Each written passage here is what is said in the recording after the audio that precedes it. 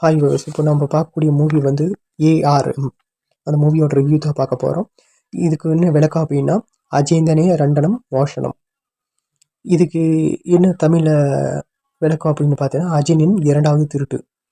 Direct பண்ணது ரித்தின் லால். அதுதான் வந்து டைரக்ட் பண்ணியிருக்கிறாரு. இது பார்த்தீங்கன்னா பட்ஜெட் வந்து ஒரு 30 கோடி போட்டு பட்ஜெட் எடுத்திருக்கிறாங்க. ஏக்டர் டோவினோ தாமஸ் இவர் தான் வந்து ஹீரோவாக நடிச்சிருக்கிறாரு. ஹீரோயினி வந்து 3 பேர் இருக்கிறாங்க. ஐஸ்வர்யா ராஜேஷ், சுரபி லட்சுமி, 3வது வந்து கிருத்தி செட்டி. 3 பேர் வந்து ஹீரோயினாக நடிச்சிருக்கிறாங்க இந்த படத்தில் மூவியில். இந்த ஹீரோவாக இருக்கிற டோவினோ தாமஸ் வந்து அந்த 3 கேரக்டர் நடிச்சிருக்காரு. அந்த 3 கேரக்டருக்கும் 3 ஹீரோயின் மாதிரி நடிச்சிருக்காங்க. 1900 காலகட்டத்தில் வந்து குஞ்சினக்கேளு ஐஸ்வர்யா ராஜேஷ் தான் வந்து ஒய்ஃபாக நடிச்சிருக்காங்க. 2வது வந்து மணியனான்னு நடிச்சிருப்பாரு. 2வது கேரக்டராக வந்து மணியனா நடிச்சிருக்காரு. அதுக்கு வந்து சுரபி லட்சுமி வந்து ஒய்ஃபாக நடிச்சிருக்காங்க. 3வதுக்கு வந்து அஜின்னு 1990 காலகட்டத்தில் அஜின் இருக்கிற மாதிரி கான்செப்ட் காட்டிக்கிறாங்க.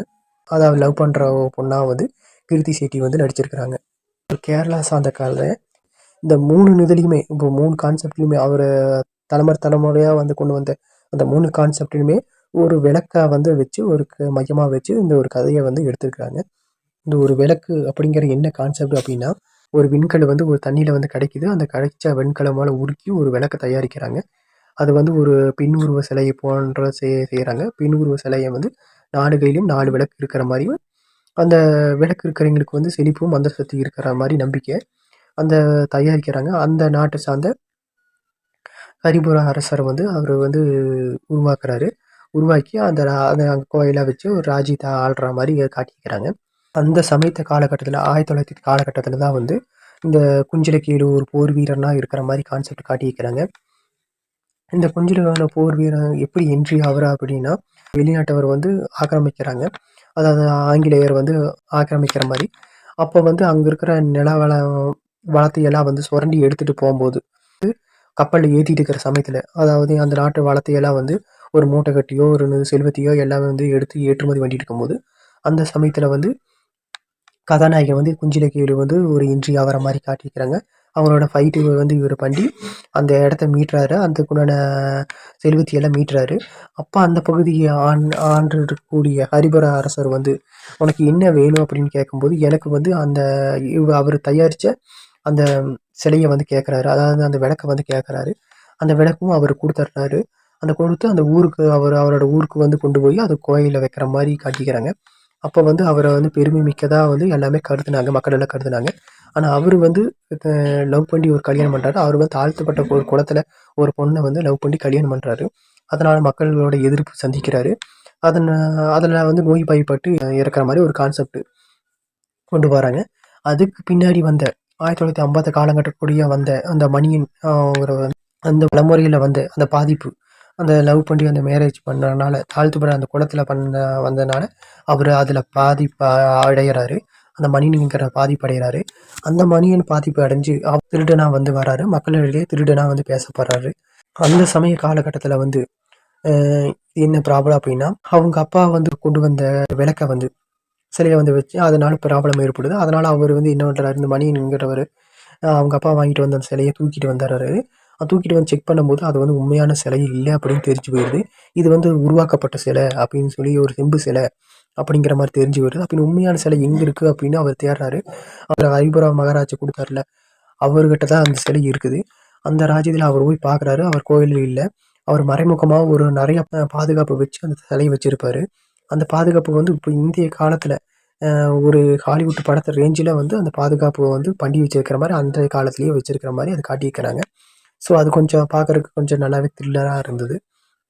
இன்னும் செவுத்துக்கு நடுவாண்ட வந்து காலை எடுத்து வச்ச உடனே வந்து அம்பு தீ இந்த மாதிரி போகிற மாதிரியும், 2வது வந்து தீ பந்து வந்து மூவ் ஆகிற மாதிரியும், ஒவ்வொரு ஸ்டெப்பாக மூவ் ஆகிற மாதிரி இவர் லாஞ்சி போய் அது வந்து ஒவ்வொரு ஸ்டெப்பாக லாஞ்சி கடந்து இவர் வந்து உள்ளே போகிற மாதிரி என்ட்ரி ஆகிற மாதிரி, என்ட்ரி ஆகி உள்ள இன்னொன்று வந்து கீழே குழிக்குள்ளே இறங்குற மாதிரியும் இருக்குது.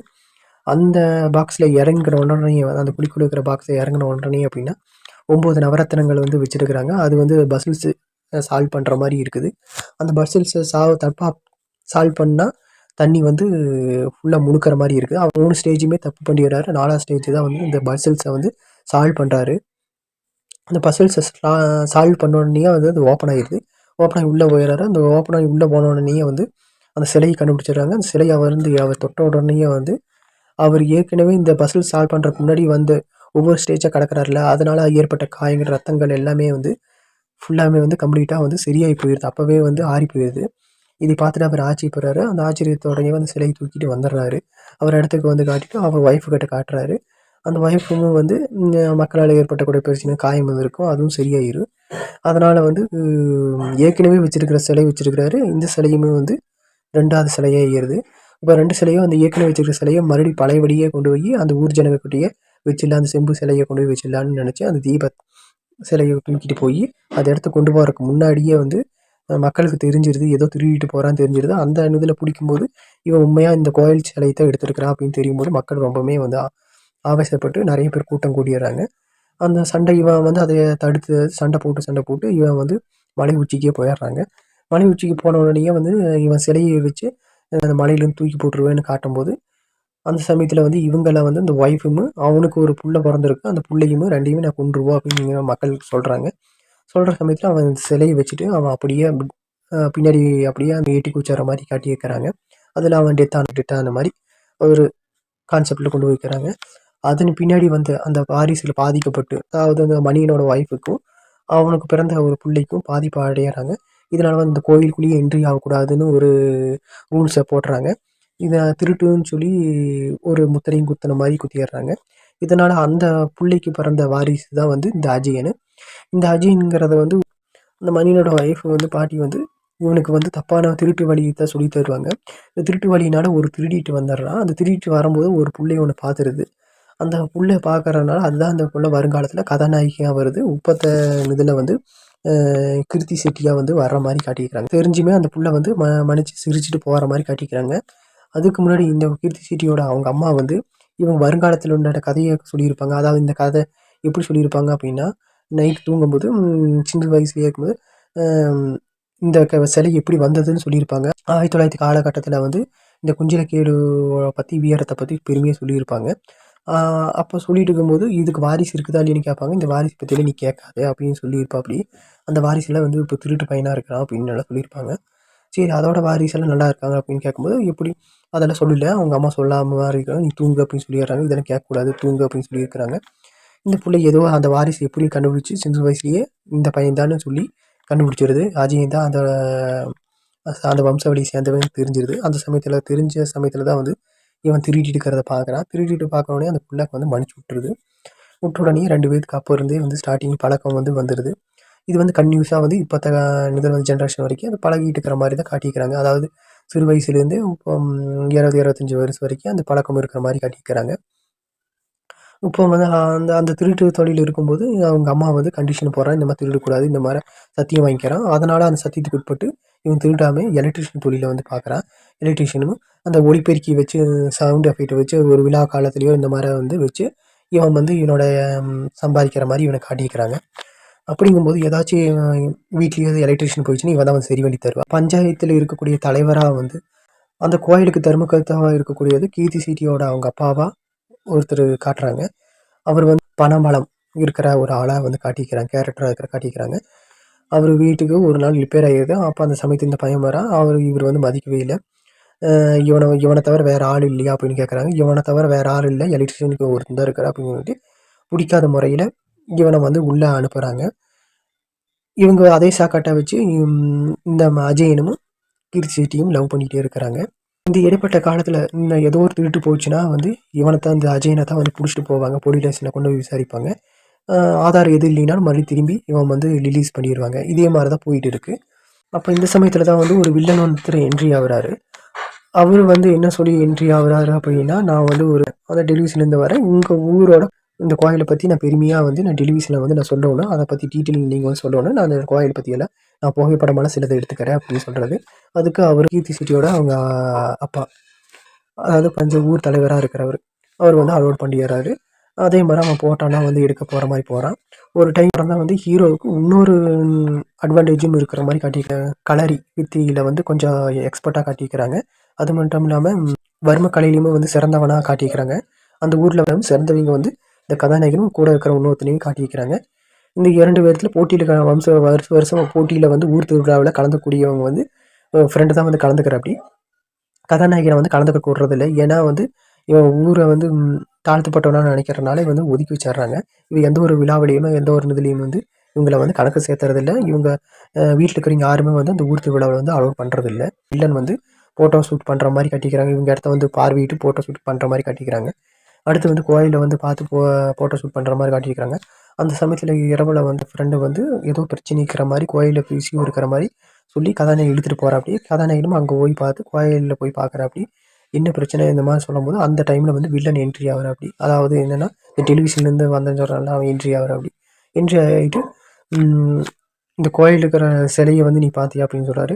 ஆமாம் சிலை இருக்குது, இது ஏன்னா இது உண்மையான சிலை இல்லை, உங்கள் அப்பா திருட்டி கொண்டு வந்து ஒரிஜினல் சிலை வந்து உங்கள் அப்பங்கிட்ட தனியாக இருக்குது, இது வந்து ஒரிஜினல் சிலை இல்லை, இது வந்து சிம்பு சிலை, இது ஒரிஜினல் சிலை உங்கள் அப்பா வந்து தனியாக எங்கேயும் ஒழிச்சு வச்சிருக்கிறாப்படி, நீ இதை வந்து கண்டுபிடிச்சு தர உனக்கு இப்படி தெரியும் அப்படிங்கும்போது, நாங்கள் தான் அந்த வம்சவழி சேர்ந்த ஹரிபுர அரசர், அந்த வம்சவழி சேர்ந்தவன் நான், ஏன்னா அந்த சிலை தேடிட்டு தான் நான் வரேன், அது எங்களோட வம்சவழி சேர்ந்த சிலை, அது உங்கள் அப்பா திருடிட்டு வந்துட்டா, நீ தான் திருட்டு வம்சத்தில் பிறந்தவனாச்சே, அதனால அந்த புத்தியெல்லாம் உனக்கும் இருக்குது, அது எப்படி எங்கெங்கே வச்சுருப்பாங்கன்னு உனக்கு தெரியும், அந்த நாலேஜை வச்சு எனக்கு அந்த சிலை எங்கே இருக்குதுன்னு கண்டுபிடிச்சி தான், எனக்கு இந்த சிலை கண்டுபிடிச்சி தரல, இந்த சிலை வந்து செம்பு சிலை தான் நான் சொல்லிடுவேன், அதை எப்படி தான் மக்கள் கண்டுபிடிச்சி உங்கள் அம்மாவையும் உன்னையும் விட மாட்டாங்க, ரெண்டாவது உன் காதலும் இருக்காது, ரெண்டையுமே காப்பாற்றிக்கோணுன்னா ஒரே ஆப்ஷனு, நீ இது ஒத்துக்குத்தான் தீரணும், இந்த என்னோட சிலையை கண்டுபிடிச்சி தான், எங்கள் வம்சத்தை சேர்ந்த சிலையை கண்டுபிடிச்சி தரணும் அப்படிங்கிறான். அதுக்கு அவன் சரி ஒத்துக்கிறான். ரெண்டாவது இந்த சிலையை பற்றி போய் அவங்க அம்மாகிட்ட கேட்குறான். இவங்க அம்மா வந்து ஒரிஜினல் சிலை இருக்க மாட்டேங்குது அப்படின்னு சொல்லி சரி கண்டுபிடிக்கிறதுக்கு அலோட் பண்ணுறாரு. அலோட் பண்ணும்போது அப்போ தான் அவங்க பாட்டி வந்து சொல்லி தந்த கதையெல்லாம் அவங்க சொல்லி தந்த என்னென்ன சொல்லி தந்தாங்க அப்படின்னு சொல்லி ஞாபகம் வச்சு பார்க்குறான். சின்ன வயசில் அவன் பாட்டி வந்து அவனுக்கு வந்து ஒரு மெட்டல் செஞ்ச ஒரு ஆமையோட சிலையை கொடுத்துருப்பாப்படி. அது மேலேருந்து அமுத்துனா அந்த கை வந்து கையும் தலையும் வந்து வெளியே நீட்டுற மாதிரி ஒரு கான்செப்டில் இருக்குது.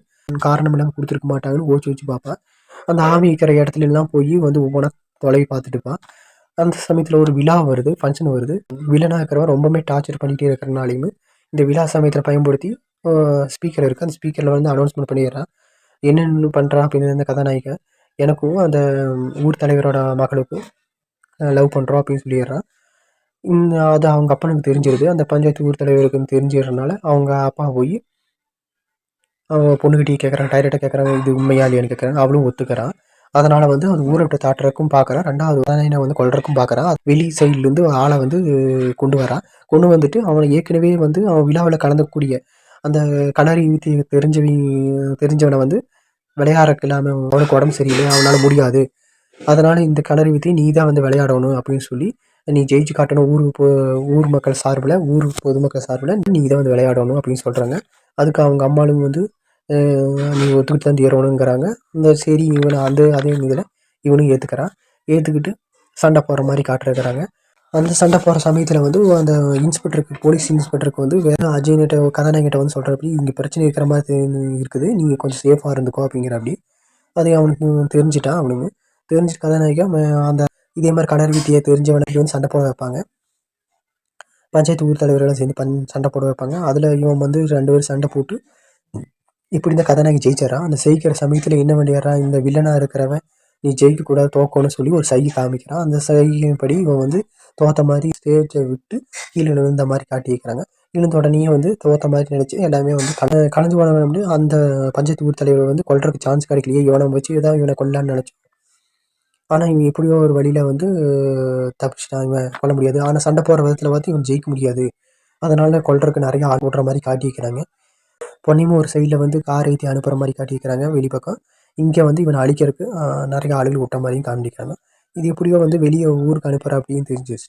ஹீரோவாக இருக்கிறவன் அந்த கதாநாயகி தேடி போகிற மாதிரி காட்டி வைக்கிறாங்க. அந்த கதாநாயகனை வந்து துரத்திட்டு கொல்றதுக்கு போகிறாங்க. அதாவது சண்டை போட்டுகிட்டே அங்கே மலை உச்சிக்கு போயிடுறாங்க. அது என்ன மலை உச்சி அப்படின்னா, ஏற்கனவே அவங்க தாத்தங்காலத்தில் வந்து மணியன் எப்படி மலையிலேருந்து விழுந்தாள், நம்ம ஊர் மக்கள் எல்லாம் வந்து அவனோட ஒய்ஃபையும் பிள்ளையும் பிடிச்சி வச்சுட்டு எப்படி இது பண்ணாங்களோ அதே மாதிரி கான்செப்டில் தான் வந்து இவனோட அம்மாவை போய் பிடிச்சி வச்சு டார்ச்சர் பண்ணும்போது இவன் வந்து என்னென்னா அதே மாதிரி விழுகிற மாதிரி விழுந்துடுறான். மலையிலேருந்து விழுந்துற மாதிரி விழுந்துடுறான். அப்படி அந்த மலையிலேருந்து கீழே விழுந்துங்கிற மாதிரி கரையில் ஒதுங்கி கிடக்கிற மாதிரி காட்டிக்கிறாங்க. அந்த சமயத்தில் ஒரு இரும்பு கிடைக்குது. அந்த இரும்பை வந்து அவன் எதுக்கு தூக்கி எறிகிறான்னு தெரியல. நான் தூக்கி எறிகிற மாதிரி காட்டிக்கிறேன். அந்த இரும்பு தூக்கி எறியும் போது அது அந்த இடத்துலயே அப்படியே நிற்கிற மாதிரி காட்டிக்கிறாங்க. அந்த ஒரு இடத்துக்கு போனோடனே அது அந்த இடத்துல தண்ணி மேலே அந்த இடத்துல பறக்கிற மாதிரி காட்டிக்கிறாங்க. அது திரும்பி ஏறி இவனுக்கே வர்றது. என்ன அந்த இடத்துல ஏதோ இருக்குது அப்படின்னு சொல்லி சம்திங் நினைக்கிறான். இவன் வந்து பழைய காலத்தில் யோசிக்கிறான். அவங்க பாட்டி என்னென்ன நினைவுபடுத்துறான்னு யோசிக்கிறான். அப்போ அந்த சமயத்தில் அவங்க பாட்டி வந்து இவனை கூட்டிகிட்டு போய் இந்த கரைக்கரையில் வந்து கும்பிடுவாங்க. சாமி கும்பிட்ற மாதிரி கும்பிடுவா. அப்படி எதுக்கு கும்பிட்றேங்கிட்டு இதுதான் வந்து தெய்வம், கடலுக்குள்ளே தான் தெய்வம் இருக்குது அப்படின்னு சொல்லி கும்பிடுவா. அப்படி அதனால இவனுக்கு வந்து தான் வச்சுருப்பாங்க அப்படின்னு சொல்லி நினப்பு தோணுது. அவன் அப்போ அடி போய் முழுகி உள்ளே அடி போய் தேடி பார்ப்பான். உள்ள பாறைக்கு இடுக்கில் ஏதாச்சும் இருக்கா இல்லைன்னு தேடி பார்ப்பான். அந்த சமயத்தில் ஆமையோட ஒரு சின்னம் இருக்குது. இந்த சின்னத்தை பார்த்த உடனே இவன் கையில் ஒரு ஆமை கொடுத்துருக்கிறதில்ல, பாட்டி கொடுத்தாங்கல்ல, அது இவனுக்கு ஞாபகம் வரும். திரும்பி வந்து அந்த ஆமை சின்னத்தை எடுத்துகிட்டு வந்து அதில் ஃபிட் பண்ணி இது பண்ணுவான். அது ஓப்பன் ஆயிரு. ஓப்பன் ஆனவொடனே உள்ளே வந்து சிலை இருக்கிறது தெரிஞ்சிடும். சிலை இருந்துட்டு அவன் எடுக்கும்போது இவன் பட்ட காயமெல்லாம் அது வந்து ஆறி போயிடும். இதில் தான் வந்து உண்மையான சிலைன்னு தெரிஞ்சுட்டு இவன் வெளியே கரைக்கு கொண்டு வரும்போது வில்லன் டீம் வந்து என்ட்ரி ஆகிற மாதிரி கட்டிக்கிறாங்க. அதாவது அந்த அரசனோட வாரிசு வந்து என்ட்ரி ஆகிற மாதிரி கட்டிக்கிறாங்க. இது எங்களோட வம்சவழி சேர்ந்த பொருள், இது எனக்கு கொடுத்துரு அப்படின்னு சொல்கிறான். அதுக்கு வந்து இவன் கொடுக்க மாட்டேன், இது வந்து உன்னோட வம்சவழியாக இருந்தாலும் இப்போ ஊர் பொதுமக்களோட இது வந்து இந்த ஊரோடது, இதை வந்து நான் கொடுக்க முடியாது அப்படின்னு சொல்லி அவனோட சண்டை போட்டு இவன் ஜெயிச்சிட்றான். அந்த சிலையை வந்து அவங்க அம்மாட்ட வந்து கொடுத்துட்றான். அவங்க அம்மா வந்து அந்த கோயில் திருவிழானால இது கொண்டு போய் கொடுத்துருங்க அப்படின்னு சொல்கிறான். அந்த சமயத்தில் போலீஸ் வந்து அந்த ஹீரோயினோட அப்பாவை வந்து கைது பண்ணுறக்கு போயிட்டாங்க. ஏற்கனவே நல்லவனாக இருக்கிறவனை போய் நீங்கள் வந்து கொல்ல பார்த்துருக்குறீங்க அப்படின்னு சொல்லி உங்களை நான் அரெஸ்ட் பண்ணுறேன் அப்படின்னு சொல்கிறாங்க. அது வரைக்கும் நீங்கள் தெய்வமாக கும்பிட்டுக்கிறீங்க, சாதாரண செம்பு சிலை தான் அப்படின்னு உண்மையான சிலை கொண்டு வந்துருக்குறாங்க. இப்போ பின்னாடி வந்து கொண்டு வந்துட்டு இருக்கிற மாதிரி ஒரு கான்செப்ட் காட்டிக்கிறாங்க. ரெண்டாவது வந்து இவன் ஹீரோ வந்து எங்கே போனான் அப்படின்னா, இந்த ஹீரோயின் வந்து காரில் போயிட்டு இருப்பான். அதாவது ஊருக்கு அனுப்பிவிட்டாங்களே, அந்த காருக்கு பின்னாடி வந்து ஃபாலோ பண்ணிட்டு வந்து இவன் வந்து வந்துட்டுருப்பான். ஹீரோயின் காரில் வந்து இருக்கும்போது இவனுக்கு ஈக்குவலாக வந்து இந்த ஹீரோ வந்து வர மாதிரி காட்டியிருப்பாங்க. ஹீரோயின் அழுதுகிட்டே அந்த ஹீரோவை பார்க்கும்போது சந்தோஷப்படுவான். இவனுக்கு ஹீரோவும் சந்தோஷப்படுற மாதிரி காட்டியிருப்பாங்க. இதுதான் வந்து கிளைமேக்ஸ், 2 பேரும் சேர்ற மாதிரி. அடுத்த டைம் ஒரு நெக்ஸ்ட் மூவியோ நல்ல மூவியோட உங்களை வந்து நான் சந்திக்கிறேன்.